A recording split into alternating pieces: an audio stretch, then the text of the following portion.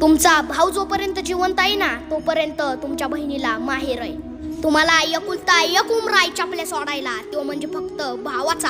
ज्या दिवशी तुमचा भाऊ मरेल, कोण कोणाचं आहे ती भावाची पोरं तो परिवार कितीही श्रीमंत असू दे, पण कोणच कोणाचं नसतं. उगाच म्हणून पदर नाही लावत माय माऊल्या डोळ्याला. आपला भाऊ बहिणीवर किती प्रेम करतो हे जिचा भाऊ माहेरातनं मरण पावतो ना हे तिला विचारा. ती कधी माहेरात गेली ना ती फक्त भावाचा फोटो बघते, आठवण राहते तिला. एका आईची 2 लेकरं आहे आपण, किती प्रेम होतं. एका ताटात जेवत होतो, सोबत खेळत होतो, लय मजाक मस्ती करायचो. पण तो डोळ्यासमोर असलेला भाऊ आज फोटोत दिसतोय. किती वेदना असतील त्या बहिणीची, किती वेदना असतील त्या आईची.